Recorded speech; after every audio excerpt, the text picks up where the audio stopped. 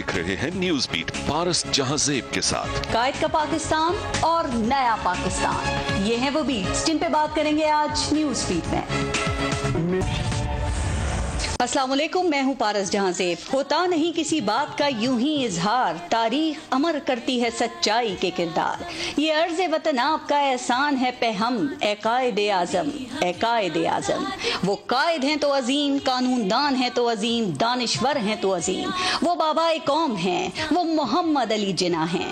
उन्होंने सियासत को वकार बख्शा, एतबार बख्शा। वो अपनी मेहनत, लगन और जस्तजू से तूफानों में घिरी कश्ती को निकाल लाए, लेकिन हमने 73 सालों में उस कश्ती में अपनी नाअहली, नालायकी, अकड़बा परवरी, करप्शन और खराब तर्ज हुक्मरानी से ऐसे ऐसे सुराख किए कि कश्ती उसी भंवर में वापस चली गई जहां से मेरे अजीम कायद उसे निकाल के लेकर आए थे।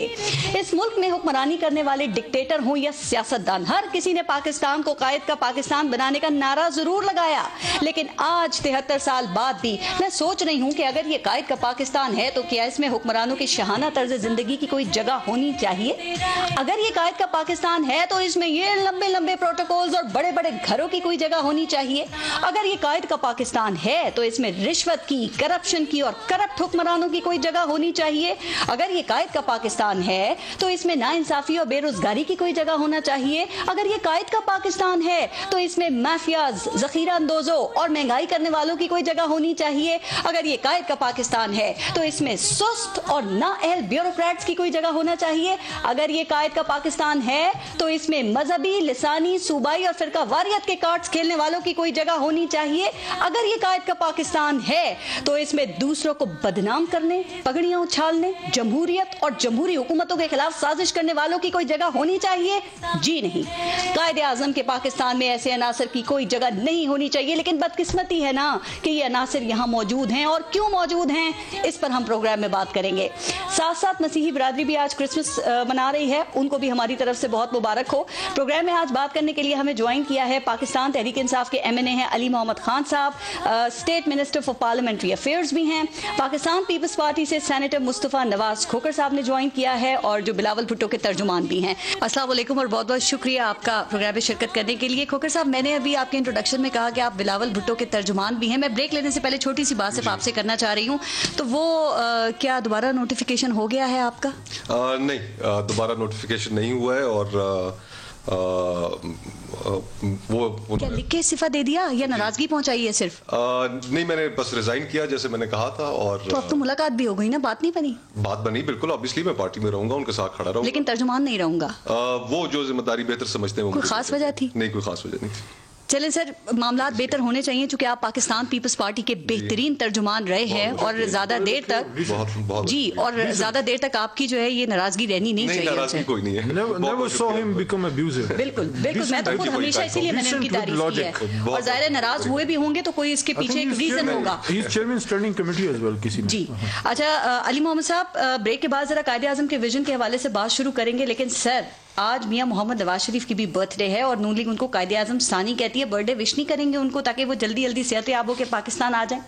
कायद आजम तो एक थे, कोई और नहीं आ सकता, लेकिन मियां साहब की आज अगर बर्थडे है तो मेरी तरफ से उनको दुआएं, अल्लाह उनको जिंदगी दे, सेहत दे। आमीन। है बर्थडे, कंफर्म बात है, अल्लाह उनको जिंदगी दे जी। मुसलमान है, पाकिस्तानी है, वी शुड। जाती दुश्मनी देखें इमरान खान साहब की कभी नहीं रही। उन्होंने हमेशा ये बात की है कि मैं मुल्क के लिए बात करता हूँ, करप्शन चार्जेस हैं उसका जवाब दें, अदरवाइज ही इज को Pakistani. If it is his birthday we wish him good luck जी, अल्लाह उनकी जिंदगी दे। ब्रेक ले लूं, पहले ब्रेक लेते हैं, देखते रहेगा न्यूज़ वीक। अली मोहम्मद साहब, हम हर साल कायद आज़म को खराज तहसीन पेश करते हैं और उनका जो विजन है उसको डिस्कस भी करते हैं। सर, क्या कायद आज़म जैसा पाकिस्तान चाहते थे, या जैसा पाकिस्तान हमने बना दिया है वो ऐसा ही पाकिस्तान चाहते थे, और जो इमरान खान का नया पाकिस्तान है ये क्या वो कायद आज़म के विजन की अमली तस्वीर है? बिस्मिल्लाहिर्रहमानिर्रहीम, अल्लाहुम्मा सल्लि व सल्लिम व बारिक अला सय्यिदिना मुहम्मद रसूलुल्लाह खातमुन नबीय्यीन सल्लल्लाहु अलैहि व आलिहि व सल्लम। मैं समझता हूँ कि अगर हमने इस पाकिस्तान को ठीक ना किया तो शायद हम कायद आज़म मोहम्मद अली जिन्ना रहमतुल्लाह से, और उनसे भी ज़्यादा वो ग़ुलाम रसूल थे, नबी पाक सल्लल्लाहु अलैहि वसल्लम से आंखें नहीं मिला पाएंगे हम। उसकी वजह यह है कि ये पाकिस्तान उनका तोहफ़ा है हमारे लिए। और जो अशफाक़ अहमद मरहूम साहब एक बात किया करते थे کہ پاکستان جو ہے یہ صالح علیہ السلام کی اونٹنی کی طرح ہے, اس کی قدر کر لو. جی تو میں تو نہیں سمجھتا کہ ہم نے وہ پاکستان بنایا ہے جو قائد کی ویژن تھی. آپ بھی نہیں بنا سکے, آپ کو عوام لے کر آئی تھی نا, قائد کے ویژن کے مطابق پاکستان کو ڈھالنا تھا, آپ نے کیوں نہیں ڈھال سکے؟ آپ کس کی یہ غلطی ہے؟ دیکھیں, آپ نے ایک بڑا سوال کیا ہے اور اس میں صرف ہمارے 2 سال نہیں ہے, میں 73 سال کی بات کر رہا ہوں. جی. میں یہ نہیں کہتا کہ مصطفیٰ بھائی کی جماعت جو ہے, جو پاکستان کو آئین دینے والی جماعت ہے, اور بھٹو صاحب نے جو 2 بڑے کام کیے ہیں, آئی لو ہم فار دیٹ, ریسپیکٹ ہم. میں کبھی پیپلز پارٹی کا, ان کی پالیٹکس کا حامی نہیں رہا. میرے دادا آل انڈیا مسلم لیگر تھے, نون لیگی نہیں تھے, آل انڈیا مسلم, جناح صاحب کے ساتھ. لیکن انہوں نے جو 2 کام کیے, ایٹم بم کا اور قادیانیت کے خلاف جو لا بنایا, اس پہ وہ اپنے آپ کو امر کر گئے. تو میں نہیں کہتا کہ ان لوگوں نے کوشش نہیں کی ہوگی, میں اور آپ کی بات نہیں کر رہی, ان کی نہیں کر رہی. مجھے صرف یہ بتا دیں کہ قائد اعظم کو, پاکستان کو قائد اعظم کے اصولوں کے مطابق ہم کیوں نہیں ڈھال سکے؟ کیا قائد اعظم ایسا پاکستان چاہتے تھے کہ وہاں پہ ایسی جماعتیں ہوں جہاں پہ صرف چند خاندانوں کی اجارہ داری ہو, جہاں پہ حکمرانوں کے اوپر اربوں روپے کی کرپشن کے الزامات ہوں؟ کیا وہ ایسی اسٹیٹ چاہتے تھے جہاں پہ اداروں کا احتساب نہ ہو سکے؟ اور یہ کس نے ڈھالنا تھا؟ کس کی ذمہ داری تھی؟ حکمرانوں کی, سیاستدانوں کی, فوج کی, عدلیہ کی؟ آپ کے خیال میں ہم سب اس بددیانتی میں برابر کے شریک ہیں؟ سب سے پہلے تو آج قائد ڈے پہ آپ نے گرین رنگ پہنا, میں ہر دفعہ پہنتی ہوں, تو آپ کو مبارک ہو. دیکھیں, میں جب پی ٹی آئی کے کچھ شروع کے 2-3 جلسوں میں جب گیا, وہاں جب علامہ کے ترانے لگتے تھے کہ اٹھو میرے دنیا کے غریبوں کو جگہ دو, کاغے عمرہ کے در و دیوار ہلا دو, پیچھے قائد کی اور علامہ کی تصویر ہوتی تھی. تو اسی لیے ہم آئے ادھر. میں یہ سمجھتا ہوں کہ 2 سال میں ہمیں زیادہ اچھا سفر طے کرنا چاہیے تھا, لیکن ویژن وہی ہے, مدینہ کی ریاست اور قائد اعظم محمد علی جناح کا پاکستان. اور ویژن پیچھے کیا ہے؟ ویژن علامہ اقبال رحمۃ اللہ علیہ کی ہے.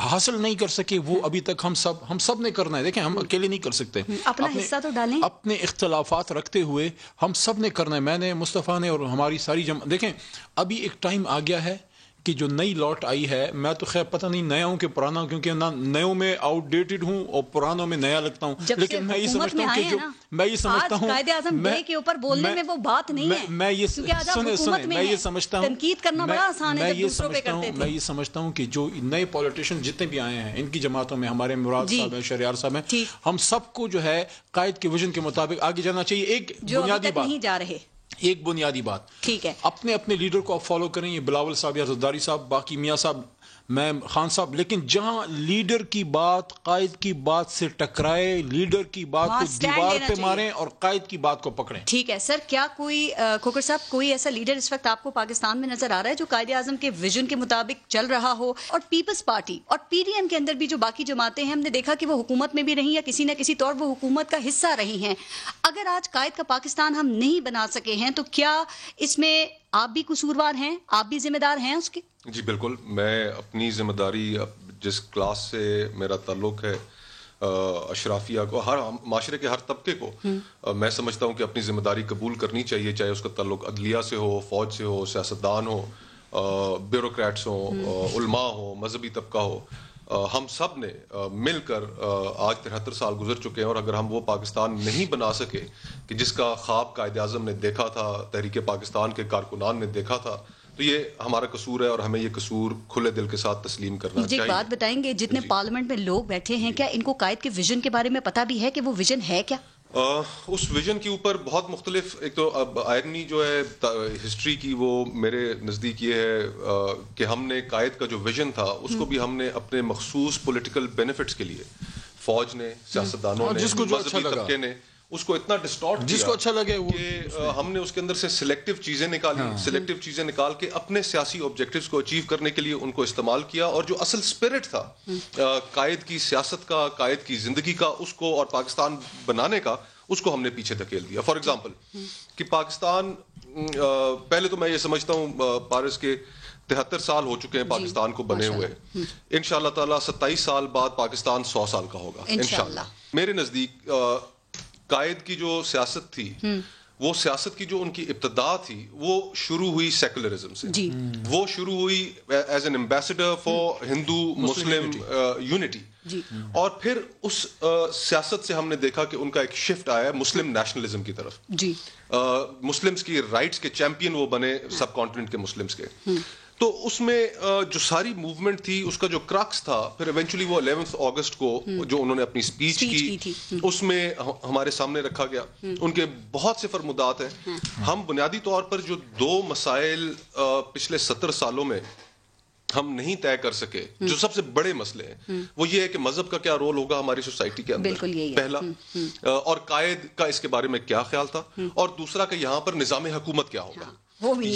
یہ 2 سوالات کا جواب ہم نہیں تلاش کر پائے, اور اگر جنہوں نے تلاش بھی کیا تو انہوں نے اپنی مرضی کے فرمودات قائد اعظم پارلیمانی نظام حکومت تو خود بنا کے دیکھے گئے تھے نا, وہ یہی چاہتے تھے. ڈیبیٹ تو ہم کر رہے ہیں کہ صدارتی ہو, پارلیمانی ہو یا ویلفیئر اسٹیٹ ہو. جی اب ستم ظریفی دیکھیے کہ اسی قائد کی بہن پاکستان بننے کے چند سال بعد ان کو غدار قرار دے دیا جاتا ہے. اب قائد کا جو ڈیموکریسی جمہوریت کے بارے میں جو انہوں نے کہا, اب ان کا بڑا فیمس ایک کوٹ ہے اور آج اخبارات میں کئی میں چھپا ہوا بھی ہے.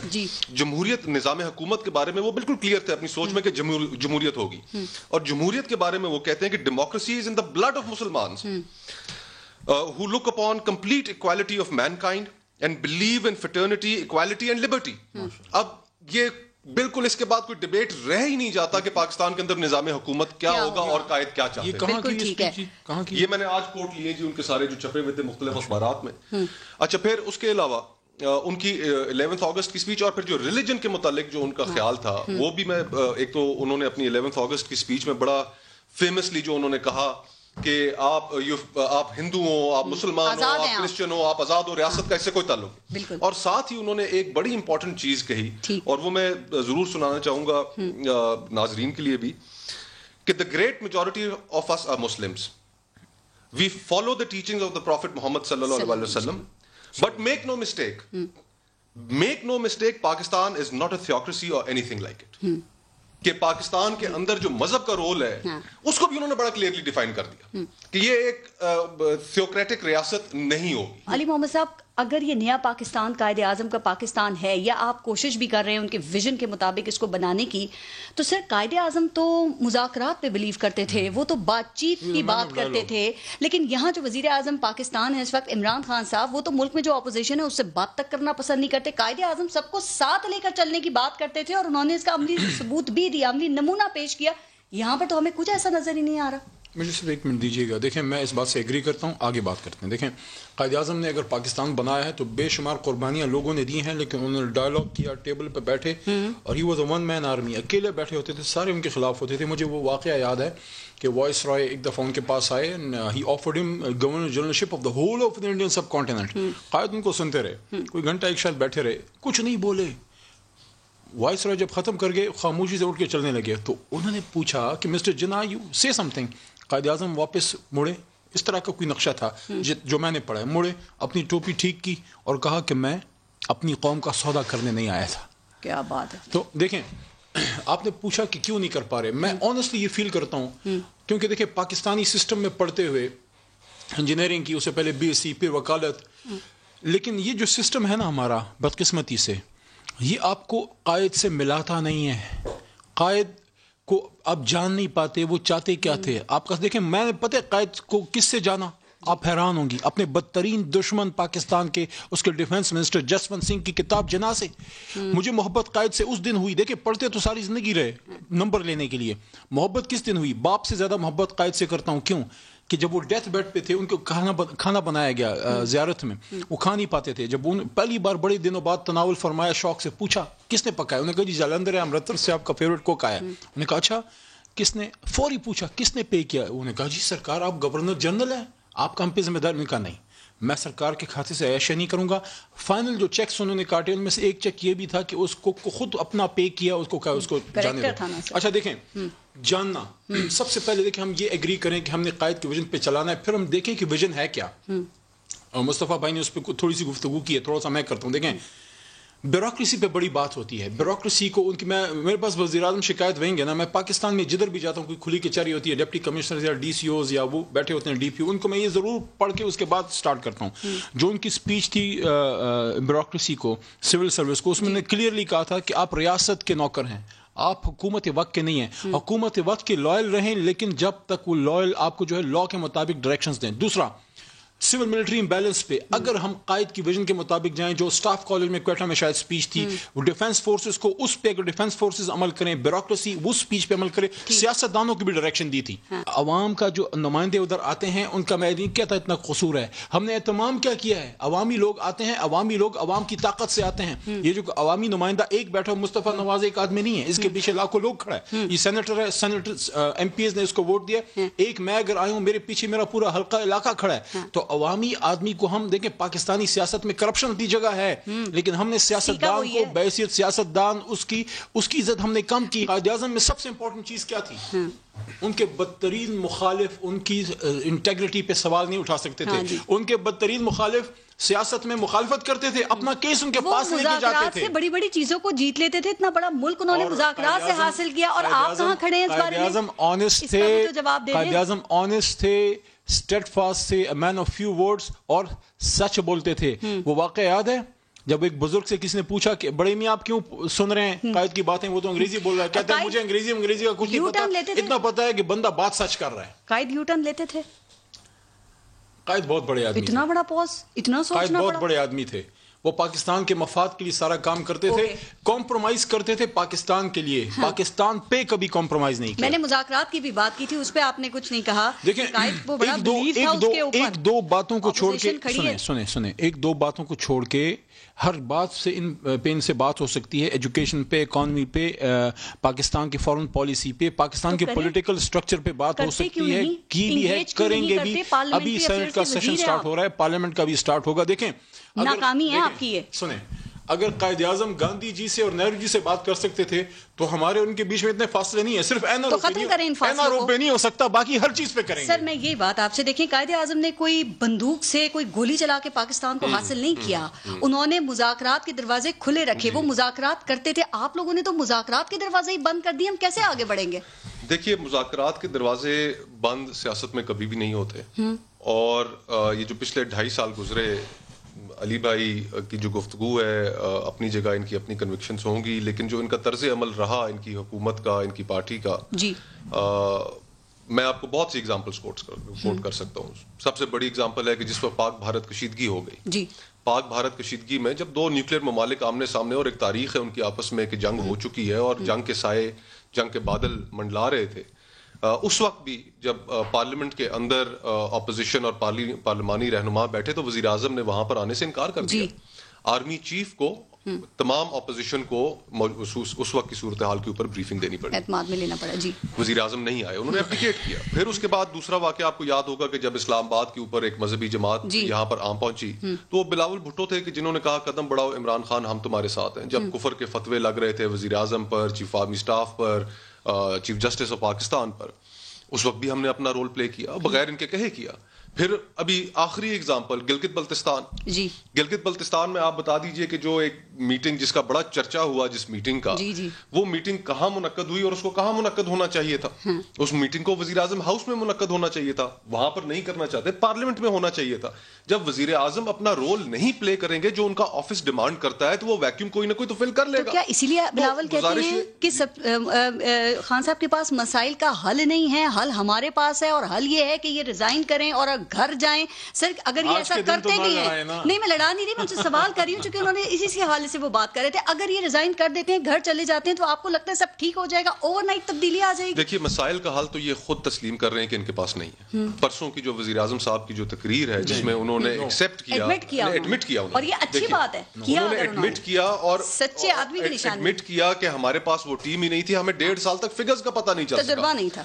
اب دوسری طرف وہ 100 ڈے کا پلان آپ ذہن میں رکھیے کہ الیکشنوں سے پہلے قوم کو 100 دن کا پلان دکھایا گیا. ان کو کہا گیا ہماری زراعت کے اوپر تیاری مکمل ہے, ان کو کہا گیا کہ ہماری معیشت کے اوپر تیاری مکمل ہے. زراعت کے لیے جہانگیر ترین صاحب ہیں, معیشت کے لیے اسد عمر صاحب ہیں, اور ہر 1 کروڑ نوکری, 50 لاکھ گھر, تمام چیزیں انہوں نے پورٹرے پاکستان کی عوام کو ایسے کیا کہ جیسے کہ ہم نے ہر چیز تیار کر رکھی ہے, ہمارے پاس تمام ایکسپرٹس موجود ہیں, جھیل والے ڈاکٹر سے لے کے. تو جیسے ہی ہم حکومت میں آئے تو یہ چیزیں ہم نے کر لی 2.5 سال.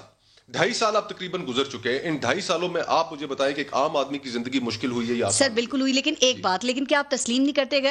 अगर वजीर आजम ने ये एडमिट किया है तो ये एक सच्चे आदमी की निशानी है. उन्होंने साबित किया. देखिए, उन्होंने कहा दूर से चीजें कुछ और नजर आ रही थी, जब गवर्नमेंट में आए तो यहाँ तो मामलात कुछ और ही थे. तो इस हवाले से उनकी अहलियत ना अहलियत पे सवाल कैसे उठ गया सर? पहले वजीर आजम है जो अवाम को साथ साथ सूरत हाल बता रहे हैं. इससे पहले तो हमारे यहाँ छुपाने का ही रिवाज है. जी, तो बताते जाएंगे जी कि सामने खड्डा है, उस खड्डे में आप जा रहे हैं, गिर रहे हैं. बस मैं तो ये हुकूमत तो आजकल एक बहुत आपके ऊपर, जब 22 करोड़ आदमी की जिंदगियों की जिम्मेदारी आपके कंधों पे ऊपर हो, तो आपके पास मिस्टेक करने का, गलती करने की गुंजाइश आपके पास नहीं होती. आपकी एक गलती से, आपकी एक लापरवाही से जिस वक्त पूरे मुल्क में एक कोहराम मच सकता है. आप देखें चीनी इस वक्त जो आपकी महंगाई का जो आलम है, जो बिजली और गैस की हालत है, अभी IMF की तरफ से नई डिमांड आ गई है कि 25% इजाफा करें, 3 रुपए फी यूनिट. तो आप मुझे ये बताइए कि कौन सा हमारा कारोबारी तबका, हमारे जो परेशान है लोग, बहुत परेशान है. आप इनकी कारकर्दगी की वजह से कह रहे हैं कि इनको घर जाना चाहिए, या फिर मसला ये कि फेडरल गवर्नमेंट में नहीं है आप इस वक्त? देखिए, एक तो इनकी हुकूमत में होना, हम ये समझते हैं कि वो इलेक्शन ठीक नहीं हुए थे. ठीक. और इलेक्शंस जो थे उनके बहुत बड़ी कंट्रोवर्सी थी, वो एड्रेस नहीं हुई. हुकूमत मैंडेट नहीं रखती. मैंडेट इनको दिलाया गया, जबरदस्ती दिलाया गया, इनको बिठाया गया, जिसको हम सिलेक्टेड कहते हैं, सिलेक्ट किया गया. और सिलेक्ट करने के बाद अगर इनकी कोई कारकर्दगी होती तो शायद इनके सिलेक्टर्स भी इनके ऊपर फख्र कर रहे होते. लेकिन आज इनके सिलेक्टर्स भी परेशान हैं कि ये हमने किन लोगों को इक़्तिदार थमा दिया. कितने इल्जाम लगा दिए आपने? कोई सबूत है आपके पास इनके सेलेक्ट होने का? कितने इल्जाम लगा दिया आपने? आरटीएस का फेलियर, यानी कि पूरे पाकिस्तान की तारीख में क्या ऐसा हुआ कि आरटीएस सिस्टम फेल हुआ? सिंध में सिलेक्शन हुई या वहां पे इलेक्शन हुआ? वहां पर सिंध के अंदर, वहां पर हमने जिस तरीके से इलेक्शन छीना, आप मेरी अपनी आप निकाल लीजिए पीपल्स पार्टी की प्रेस कॉन्फ्रेंसेस निकाल लीजिए, वहां पे इलेक्शन हुआ कि जिस फेयर एंड फ्री. हम तो ये भी कहते हैं पाकिस्तान की तारीख में कभी नहीं हुआ, वहां हो गया. हम ये भी कहते हैं कि उसको भी आप खोल लें, और कारकर्दगी भी अच्छी नहीं है इनकी, और उसको खोल लें, और अगर उसके अंदर भी कोई गलती है तो हम वहां पर हम भी बरतरफ होने के लिए तैयार हैं. ये तो हम कह रहे हैं. एक ये रीजन है, और दूसरा कारकर्दगी 2.5 साल के अंदर जो इस मुल्क की आवाम का हाल हो गया है. सिंध की हुकूमत को भी घर जाना चाहिए सर. वहाँ कौन सी खुशहाली बड़ा रक्स कर रही है? देखिए, वहाँ भी आपको पता है कारकर्दगी के ऊपर हुकूमत को कटहरे में तो ठहराना चाहिए. उसके अंदर तो हम क्यों दो राय रखते हैं? अगर वहाँ पर हमारी कारकर्दगी ठीक नहीं है तो वहाँ पर मेरा भाई जिनके पास कराची का सारा मैंडेट मौजूद है, वहाँ पर बाहर निकले, जुलूस निकालें और कहें कि ये हुकूमत बन जानी चाहिए. आगे बात करते हैं. सिर्फ एक शॉर्ट इसने जवाब देना है छोटा भाई, इसलिए आजादी करूँ. छोटा भाई इधर हाथ रखो, बताओ सिंध में 12 साल की कारकर्दगी से मुतमईन हो? अगर हम इधर हाथ रखो. ये तो सिंध की आवाम ने फैसला करना है कि आपने करना. तो हमारे बारे में भी पाकिस्तान के आवाम ने फैसला करना है.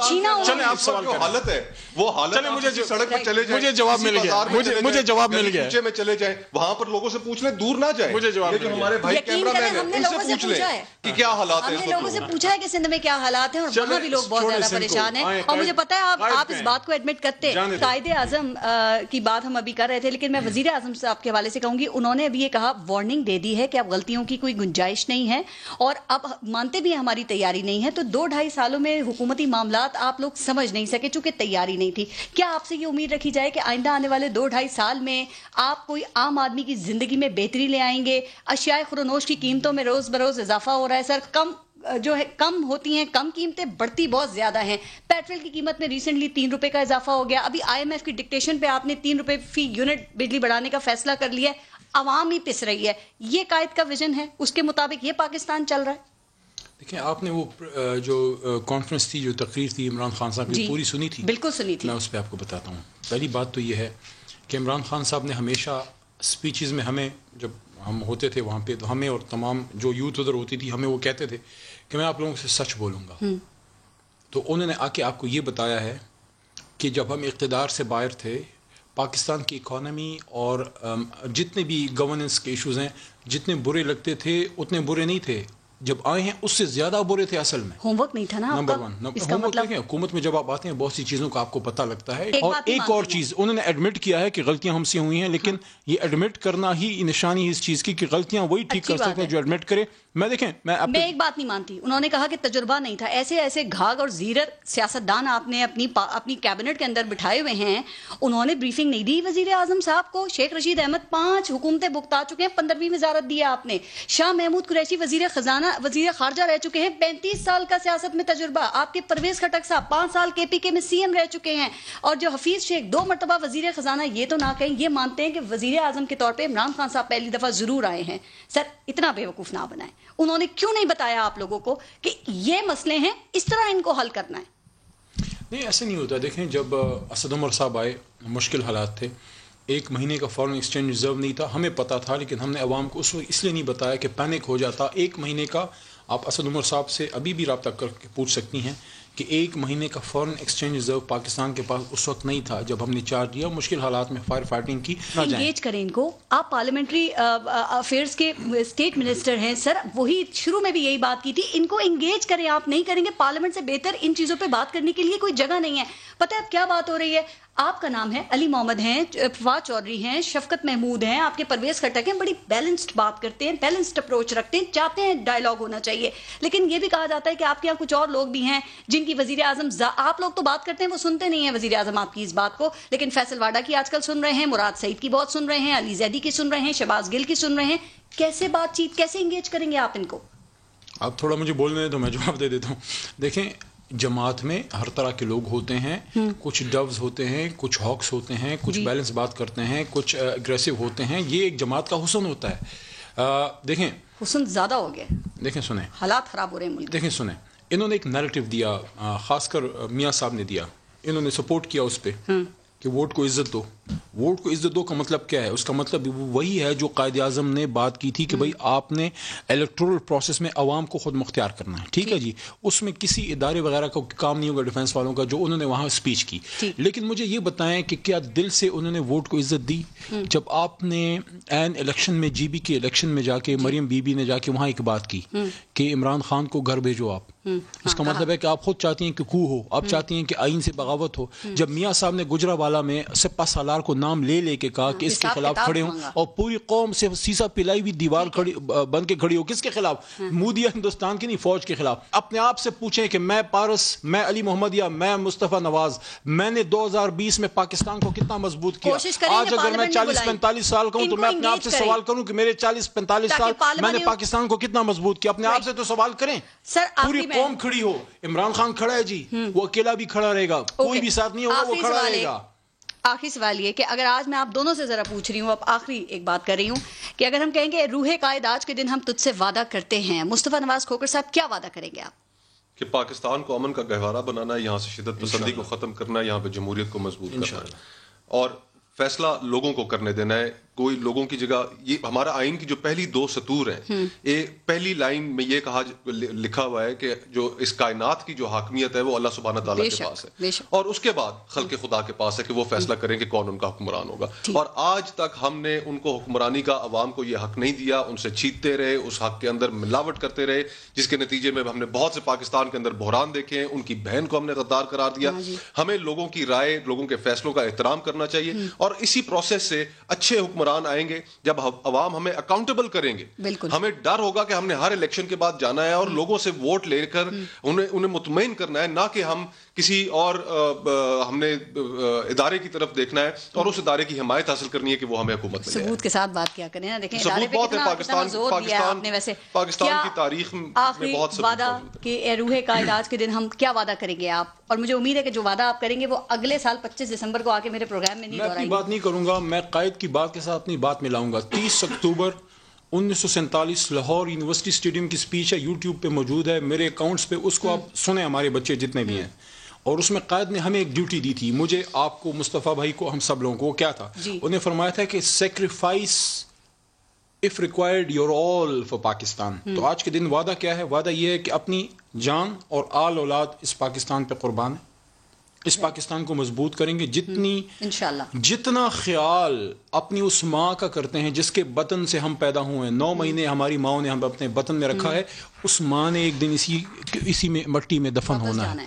تو اس مٹی کی اس طرح ہم خیال رکھیں جس طرح اپنی ماں کی کرتے ہیں. یقین کریں یہ پاکستان, جو قائد کی ایک بات مجھے یاد آئی آخر میں بتا دیتا ہوں کہ انہوں نے فرمایا تھا لائف میگزین کو انٹرویو دیتے ہوئے کہ ان سے پوچھا گیا کہ mister Jinnah how do you perceive Pakistan نے کہا it has to become a pivot of the world. مطلب ہے کہ اس نے سپر پاور بننا ہے اور صرف بم سے نہیں, ساتھ ٹیکنالوجی سے, ایجوکیشن سے, نظام سے, طرز حکمرانی سے, طرز حکومت سے اکٹھا ہو کر, متحد ہو کر. ڈفرنسز انشاءاللہ پاکستان بھی ایک دوسرے کو سیاسی مخالف سمجھ کے لیکن سیاسی دشمن نہیں. مصطفیٰ نواز کھوکر صاحب بہت بہت شکریہ آپ دونوں کا پروگرام میں شرکت کے لیے. پروگرام اینڈ پاکستان زندہ باد. Thank you. پاکستان زندہ باد. جی بریک لیتے ہیں, دیکھتے رہیے گا نیوز بیٹ.